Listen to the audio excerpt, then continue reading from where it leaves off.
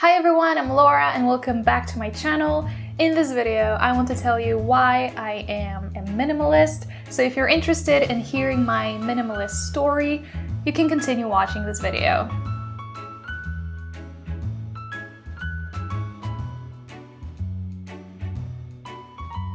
So as you know, I create videos on minimalism, veganism, traveling, learning, and creating your own dream life. So if that's something that's interesting to you, you can subscribe to my channel and click the bell icon so that you're notified whenever I post new videos, and make sure to like this video if you enjoy it, because that's how you can support my channel.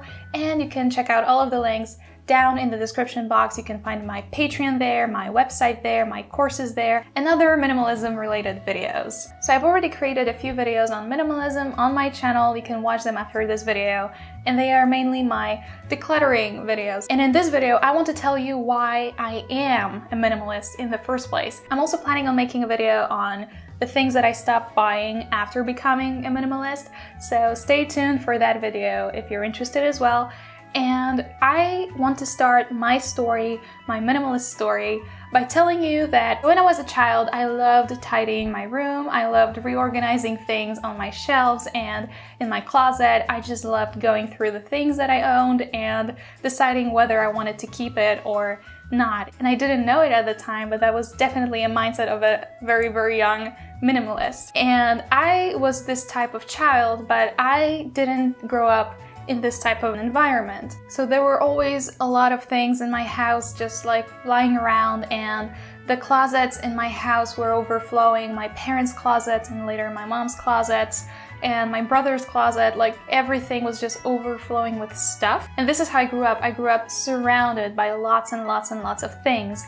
My father used to collect things, and my mom couldn't really let go of her things. So I didn't necessarily grow up in a hoarding space, like a space of hoarders. My parents weren't hoarders, but there was definitely too much stuff. And in this environment, I grew up to be a very tidy person. I loved keeping my room clean and organized and just surrounding myself with the things that I loved and not keeping unnecessary things. So then after high school, I moved out of my family home and I started living first with my friends and then later with my boyfriend, and we were students, so we had student apartments. I didn't live in a dorm, I lived in apartments. In the first two apartments that I shared with my flatmates, I only shared rooms with them. It was kind of difficult to transition from living in my family house to my student apartment simply because I really wanted to be independent. So when I moved out from my family home, I took everything from my home that I needed so that I could have it always on hand when I was living in my student apartment. And that was difficult to do because I didn't have a lot of space. So my first apartment that I shared with my boyfriend, in which we lived for 3 years, was only slightly bigger than my room in my family home. So it was very, very small. It was a studio apartment, and I couldn't possibly have everything that I had in my home and have it in my new apartment, in my student apartment, and share that space with someone else and have a cat on top of that, sharing this space too. So when I was moving out and I started my independent life, I noticed that I started to accumulate things very, very quickly. So everything started to pile up on chairs, on the floor, on the sofa, on the table, on the windowsill, and I just had a lot of stuff and I didn't have a lot of room. I didn't have enough space for all of my stuff. And that was when I started to see that I had a bit of a problem because I had too many things and not enough space for it. So that was very difficult for me because I was this tidy kid and teenager, and then I couldn't be this tidy young adult, and that was terrifying, and it really, really made me nervous. And I couldn't really cope without my things, but I didn't have enough space for them, so I was really kind of like in a bind and I didn't know what to do. And in 2016, I came across The Life-Changing Magic of Tidying Up by Marie Kondo, and it changed my life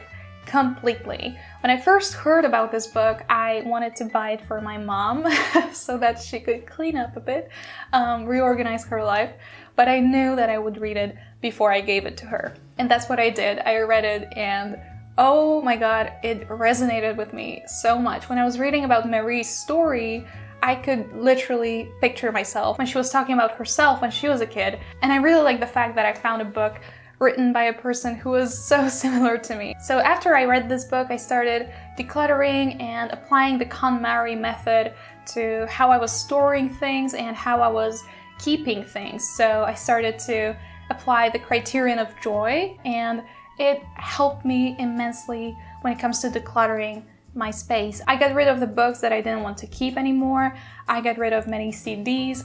I got rid of many items of clothing that didn't fit me or that I wasn't feeling myself in. And that decluttering, that first decluttering wave, was just cleansing, and it helped me breathe again, and I felt amazing. So that was 4 years ago, and I still apply the KonMari method to how I live my life, because it helped me not only to declutter my space at the beginning and then throughout the years, but it also helped me create new habits, new purchasing habits, new buying habits. Because when I read this book, I was in my second/third year of university, and I noticed that I was really trying to fit in when it came to buying clothes and buying beauty products, because I finally started earning my own money, and that helped me buy things that I wanted.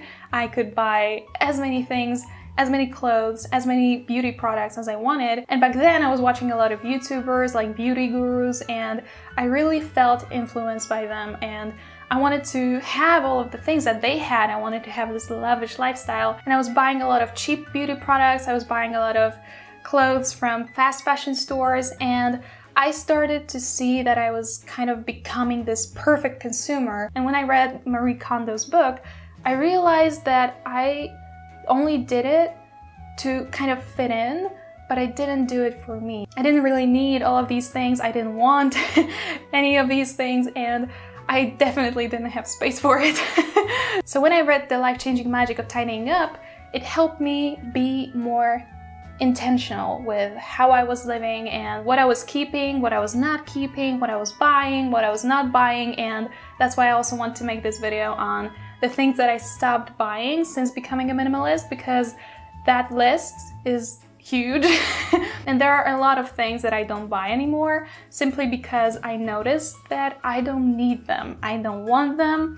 I don't want them in my house. I don't want them in my life. And these are the things that I thought I needed, but I don't. And if you want to watch this video, make sure to subscribe to my channel, because it's definitely coming very soon. And all of these things, me being very intentional with what I have, me being only surrounded with the things that bring me joy, made me a minimalist that I am today. And I know that there are so many definitions of minimalism. There are so many ways in which you can be a minimalist. You can have 3 things and call yourself a minimalist. You can be a collector and still call yourself a minimalist. I'm definitely a balanced minimalist because I still have many things, but all of them have a purpose. All of them have a special place, and they are all necessary and needed, and they all bring me joy. And I can also make a video on the type of minimalist that I am, so if you want that video, let me know down in the comments. I'm more than happy to make this video because I know that being a minimalist is very personal. For me, minimalism means that I can have